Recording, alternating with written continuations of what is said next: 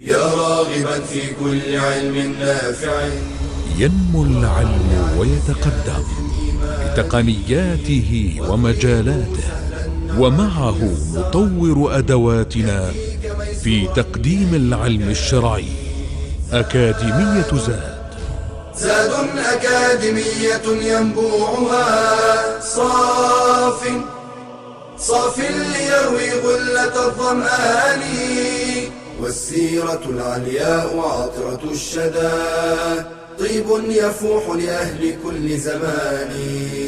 بشرى لنا زاد أكاديمية للعلم كالأزهار في البستان.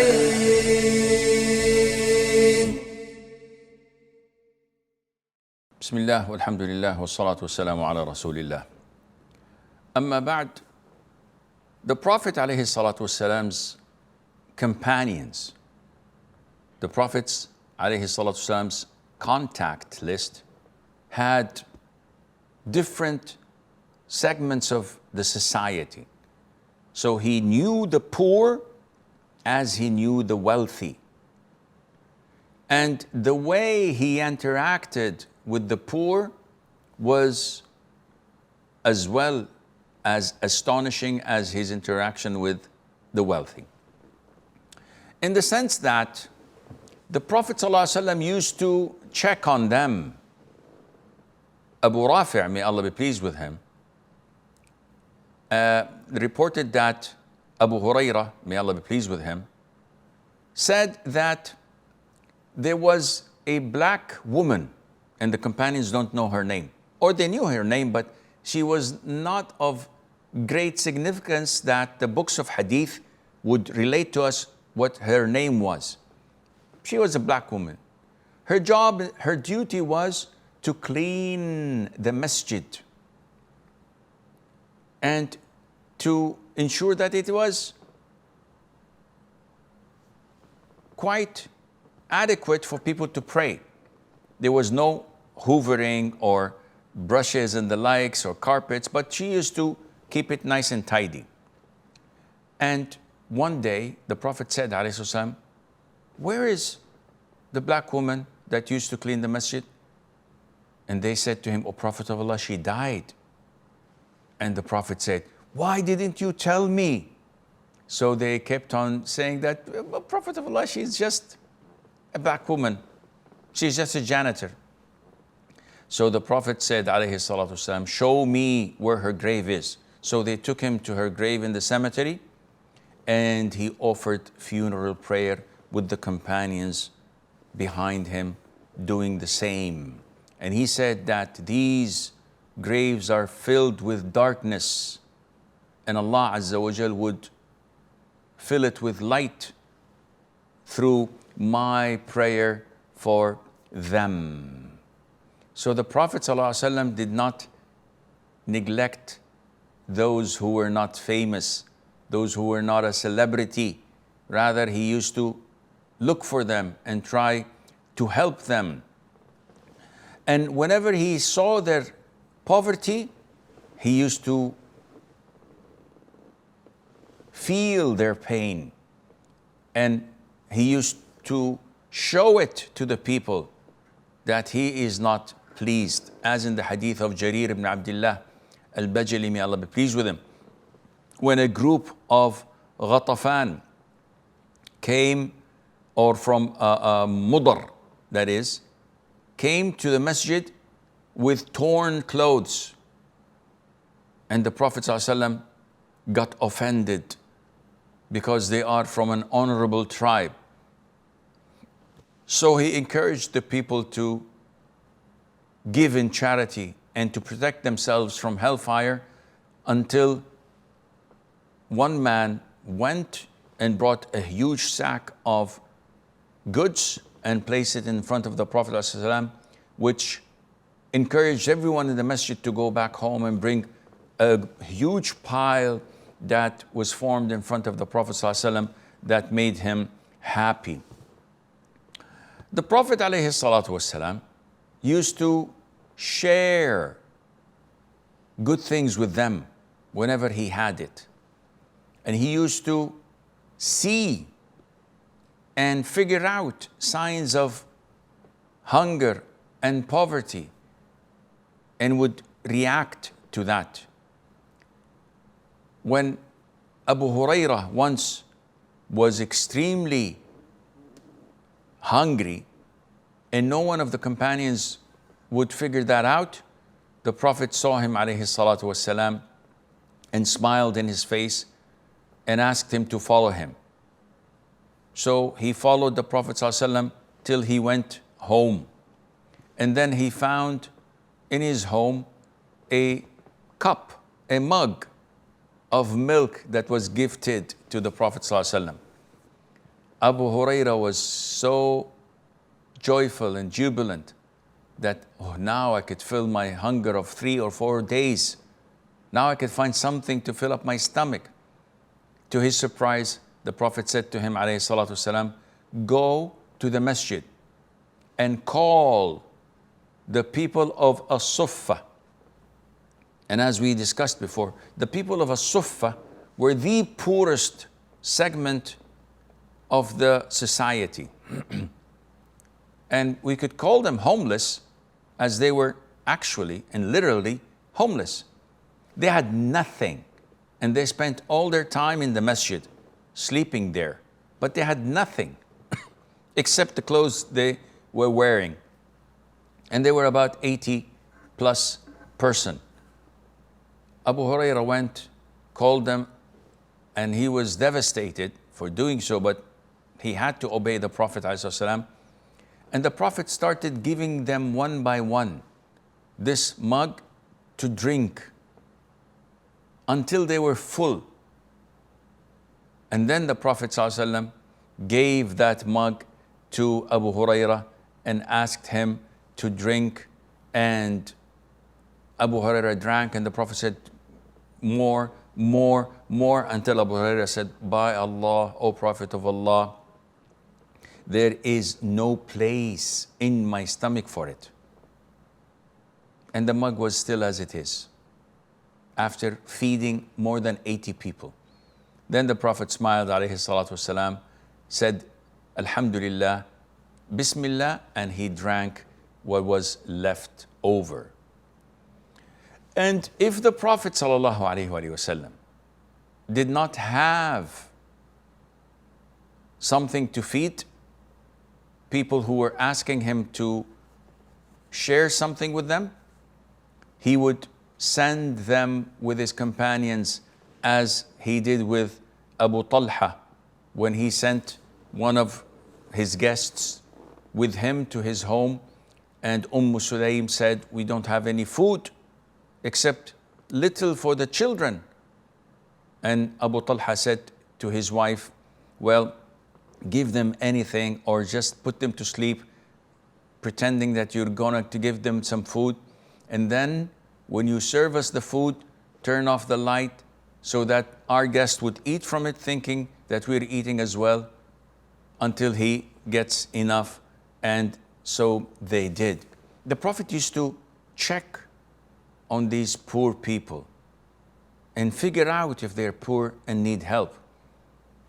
A man came once to the Prophet ﷺ and talked to him, and while talking to him, the Prophet could sense from his smell, from his mouth smell, that he didn't eat.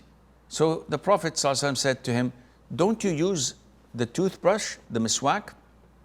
And the man said, I do, O Prophet of Allah, but I hadn't eaten for 3 days. So he ordered one of his companions to take him in and to feed him.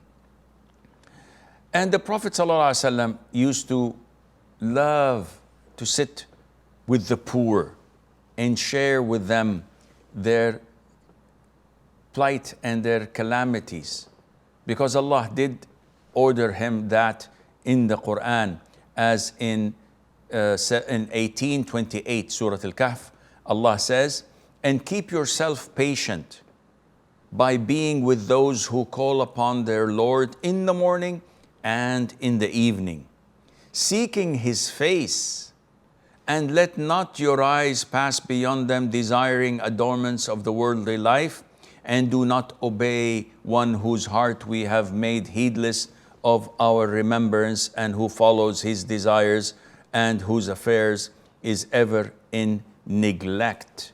So the Prophet ﷺ used to love to sit with these people. And he used to say in his dua, Allahumma inni as'aluka fi'al al-khayrat. I ask you, O Allah, that I do good deeds and to leave sins and to love the needy. So this is part of his dua alayhi as-salatu was-salam. And he used to also give them glad tidings by saying to the companions, I took a look into paradise and I saw that the vast majority of its population were among the poor and the needy. And he used to ask us to respect them and to appreciate them as humans and not to feed them except from what we personally eat. And this is something that we need to fix in ourselves. Usually when we don't have something worthy, we usually give it to the poor. Any torn clothes, give it to the poor. Any food that we don't want to eat after 2 or 3 nights in the fridge, give it to the poor. Once the Prophet ﷺ was gifted a desert lizard, which is halal to eat. So he did not eat it because he's not used to eating such food. So Mother Aisha said, O Prophet of Allah, should I not give it to the poor? And the Prophet said, ﷺ, do not feed them except from what you eat. And the Prophet ﷺ used to direct the poor to work and how to earn money rather than to beg people. And he said, by Allah, for one of you to take his rope and collect firewood and sell it, better for him than to ask people whether they give him or not. And he would encourage the Muslims to invite them to their feasts and to their walimas. And he would say that the worst of food is the food of walima, because only the rich are invited and the poor are neglected. And this is what the Salaf learned. Al-Rabi' ibn Khuthaym, may Allah have mercy on him, was once seen feeding someone who's insane, someone who was not in his senses, some type of dessert that was very expensive and very nice. So one of those around him said, why are you doing this? This insane person does not know what he's eating. Whether you give him a fine dessert or rubbish, he would eat it. Why do you feed him something expensive? Al-Rabi' said, may Allah have mercy on his soul, if he doesn't know, Allah knows. So I'm doing this so that Allah Azza wa Jal would grant me the reward because I'm doing the best I can. And the Prophet ﷺ used to work hard to help those in need, as in the story of Julaybib, who was stone broke, yet he assisted him in getting married, and he assisted that person who saw that woman who offered herself to the Prophet ﷺ for marriage, and the Prophet did not want to marry her. So that man came and said, I want to marry her, but he did not have anything to offer as dowry except some of the Quran that he memorized and he taught her, and that was his dowry. And the Prophet ﷺ would always put the needs of the poor and the needy in front and as a priority, even when his own family needed it.